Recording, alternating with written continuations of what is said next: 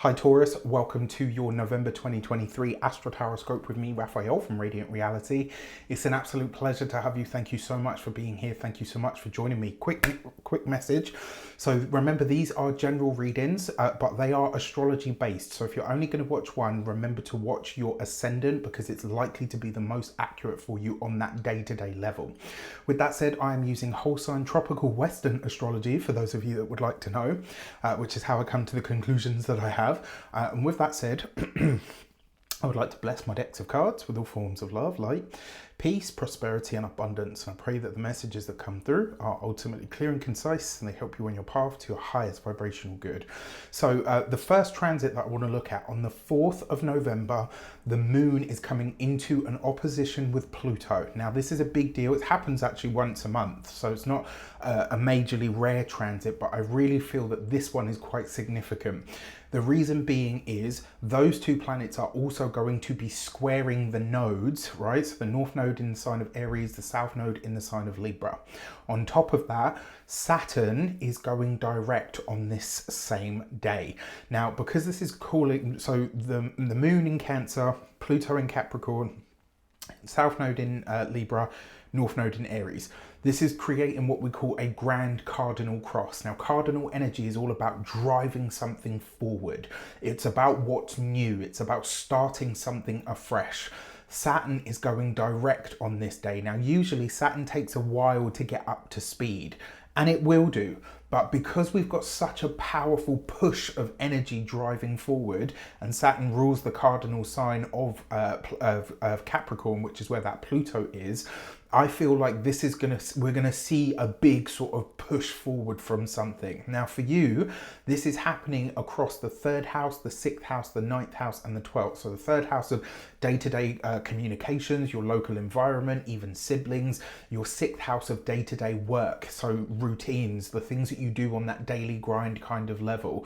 So this is going to be felt for you on that day-to-day kind of energy. The 9th house, higher education, wisdom, it's also legal matters and proceedings, and then also the 12th house of the past, what is hidden from sight or plain view. So in some way, shape or form, I think this is going to speak loudly for all of us, but I think for you guys especially. Now, the moon is at home here, right? And because the moon is in your 3rd house, the moon is said to be exalted in the 3rd house because the 3rd house represents busy sort of doing things on that day-to-day level, moving about, going here, going there, fluctuating, you know, undulating in some way. The moon likes that kind of energy because it grows, it waxes and it wanes, right? It shows that your need for mental stimulation and nourishment is at a very high energy at this moment in time. That's what the moon is saying that you need, right? You need good communication, you need good conversation, good interaction with people. However, it's opposing Pluto in your 9th house, which means potentially that an authority figure, likely a woman, possibly a Cancerian, might feature around this. It could also be that your local environment or daily habits and routines are completely disrupted by something, like by some need or maybe something that's beyond your control as well. Especially if you've got family abroad, or, you know, because part of that cross is happening in that 9th house. There's also here, there's like a fated energy behind behind this kind of, and it means that in some way, shape or form, life is changing in terms of your work and your health. And remember, the 6th house is your health, right? Which is both your health and your loved one's health. So it will be interesting to see how this shapes up for a lot of you. Okay, so those are for your lunations.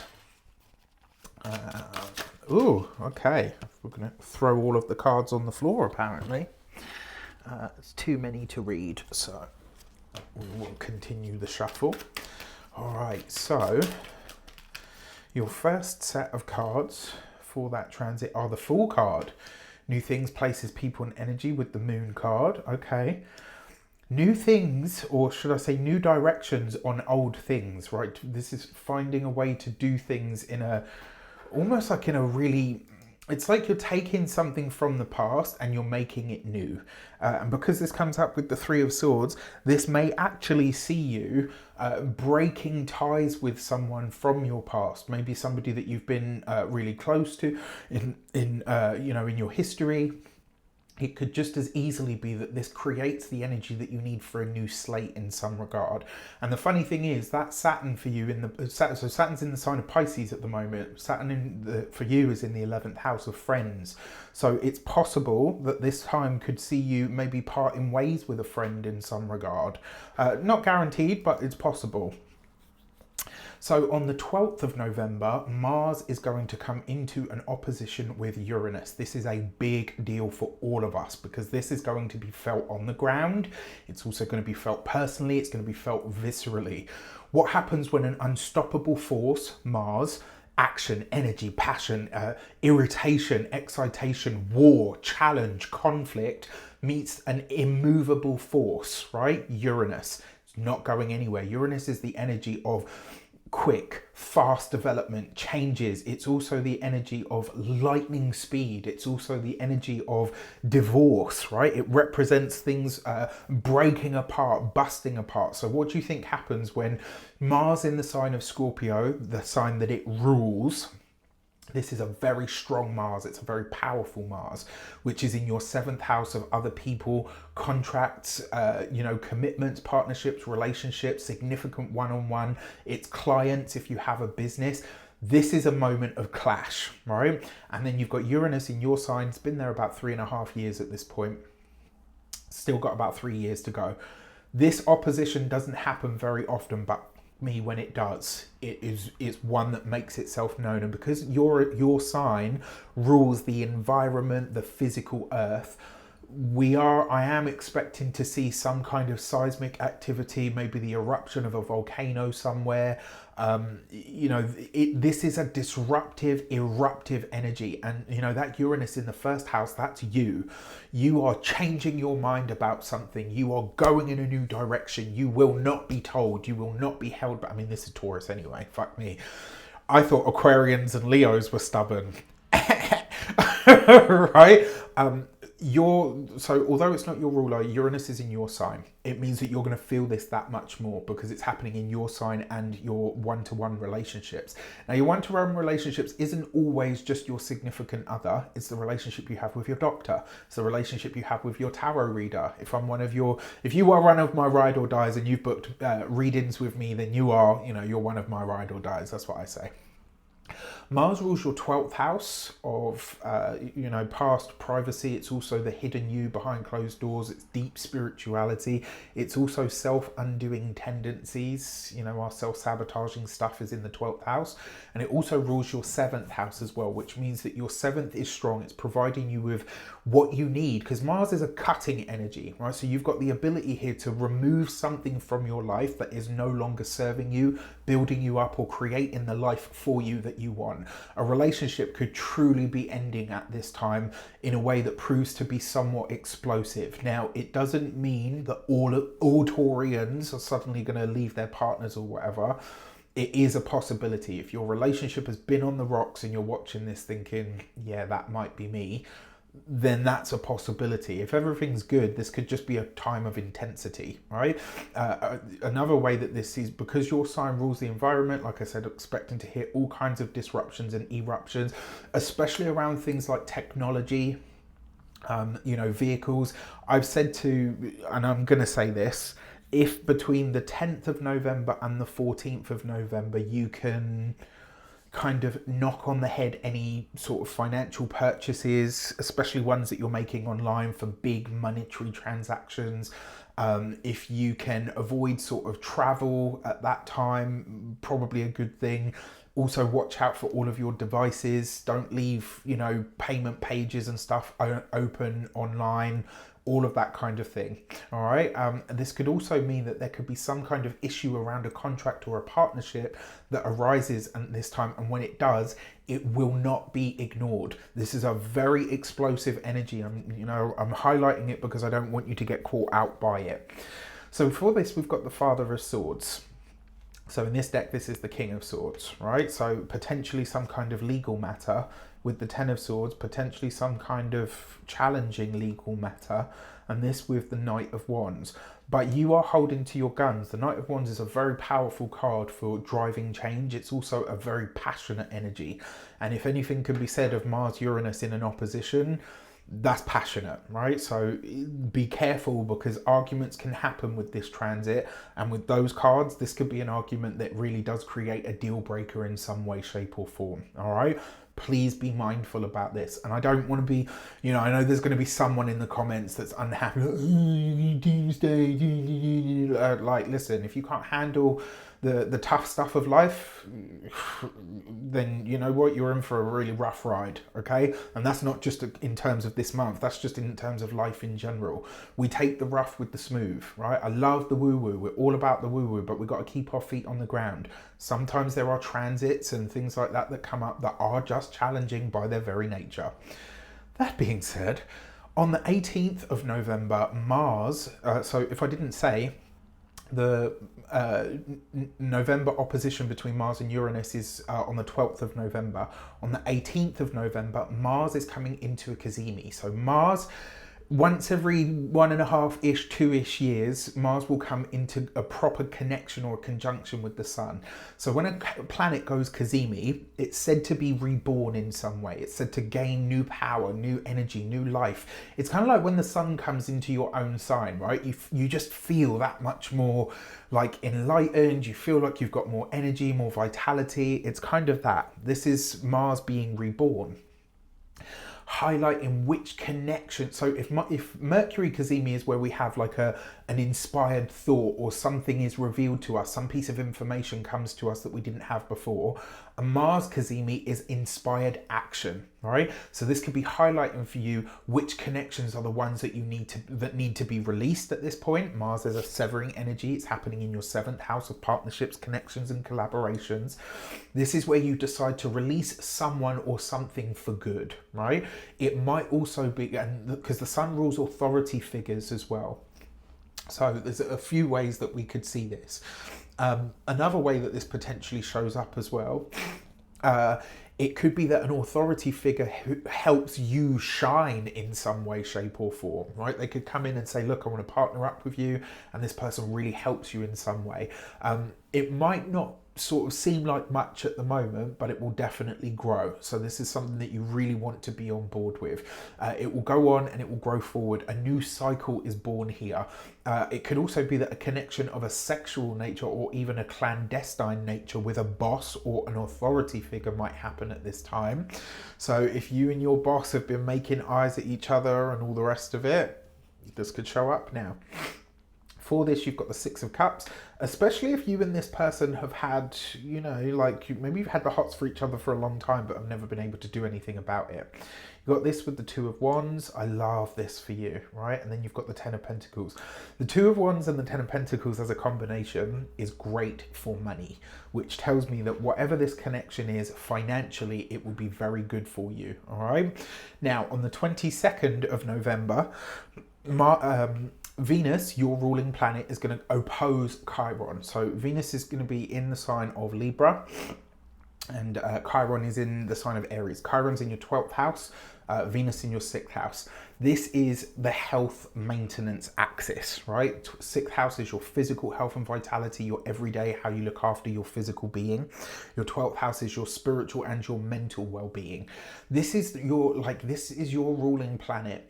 And it's coming into, and that's a strong Venus, because it's in the sign of Libra, it's in its own sign, right?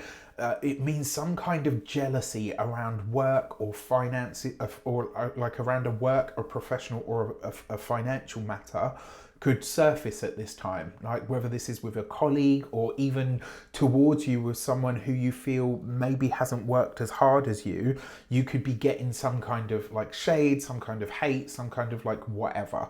I remember years ago, someone wrote something in my comment section after I made a complaint about somebody that had, you know, really trashed me in the comments. And I remember her saying, if you stop and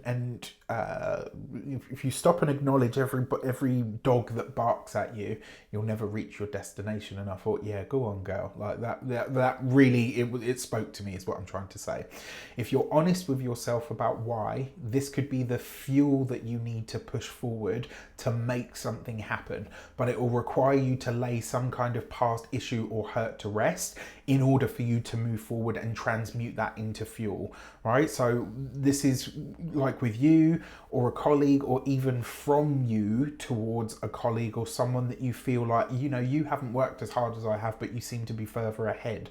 If you can take all of that and transmute that energy into something else, you really could get ahead. You've got this with the Ace of Cups, which means that you'll be able to do that.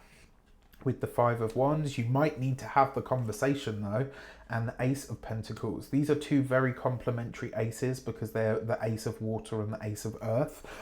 Ace of Pentacles bodes very well for your finances. So if you can get beyond this stuff and admit to yourself where your jealousies or, you know, whatever they might be, if you can admit these to yourself, you're actually clearing the way. So this could actually be very good for you. And then finally, on the 25th of November, Mars is coming into the sign of Sagittarius. So Mars is coming into the 8th house. This is Mars in the 8th is powerful, and it's, you know, it's in a fire sign as well. So this is kind of an energy that Mars likes, which means that Mars will function exactly as it says that it will, right? There's a big concentration of energies on your 8th house. So, you know, this could be very likely to be more like a more powerful time for getting to the heart or the root of what makes you tick. This Mars in the 8th house could also really help you get clear on where it is that you like, what are your hang-ups, right? Like what are your true motivations?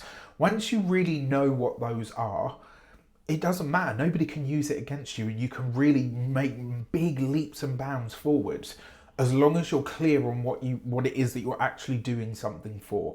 There's a self-honesty about what your desires are. And I like that you might find this refreshing, because it's like, yeah, you know what, actually I do want this, or actually, yeah, you know what, I do want the partner that's got a six-pack, or whatever it is, right? It doesn't matter what it is. What matters is that you are aware of what your motivations are for wanting it, right? And being clear on what the desire is. So it could be, just to use an example that Taurians will resonate well, all right? Maybe you want to be a millionaire. Nothing wrong with that, right? And nothing wrong with that at all. What's the motivation behind it? What do you really want that for? What is it, just about the status and the look at me and my fancy car and all the rest of it? Be honest with yourself about what the true motivation for that desire that you have is. I think this could be that you're speaking up about something that you want or need. And Mars as the ruler of your 7th house and the 12th house could be a serious realization about some of your deeper, more taboo desires and your frank pursuit of them. And I love this, right? Because it's like, maybe you say to yourself, you know what? I want someone that can go at it like a racehorse. And that's what I want. And they have to be well equipped to do the job. Sorry, I couldn't resist, right? And if this is used, like delving into this, it might even be that you're exploring your own sexuality in a more active kind of way. And there's nothing wrong with any of that, as long as you're aware of it. It doesn't get the better of you, right? This could be also dispelling the fear around something like that as well. For this, you've got the 8 of Wands. You've got this with the 9 of Swords. You've got this with the 2 of Swords. I think this is a frank conversation or discussion that you have with somebody that really helps you get out of your own head and really gets you to acknowledge and to own what your taboos are, what your fetishes or kinks are, what your desires are, what your motivations are. And I think it will be, frankly, very refreshing. And I think this could be actually very healthy for you.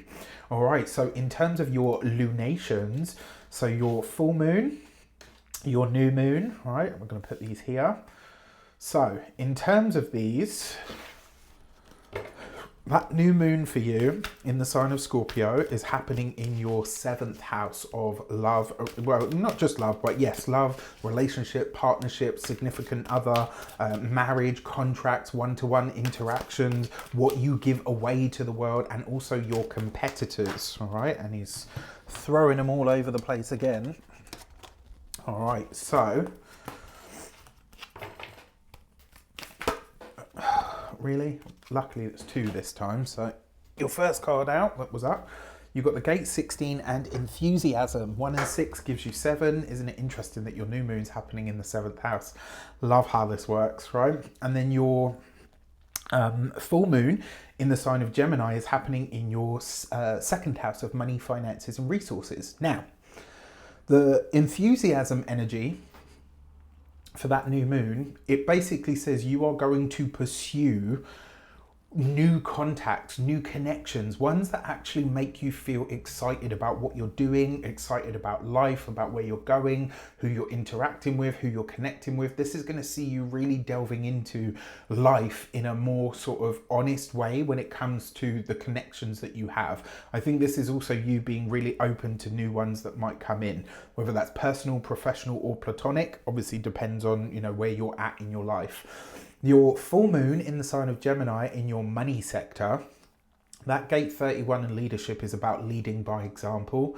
And this could be a time where, you know, it's highlighted to you just what you need to do in order to make the kind of money that you're looking for, whether this is from your job, whether it's, you know, if you're employed by somebody else, that's the message right there. You've got to step into a leadership role, right? You have to get out from under being on the, not that you are, but you're, you know, the rung that you're on is not going to earn you the money that you're looking for. If you're a business owner, maybe you need to start hiring a team. If you've already got a team, maybe you need to start leading from the front. Maybe you need to start kind of really showing up more to say, actually, you know what, this is how it's done. That's how you're going to make that kind of money that you're looking for, because it's in the second house. This is highlighting what your true value system is right now.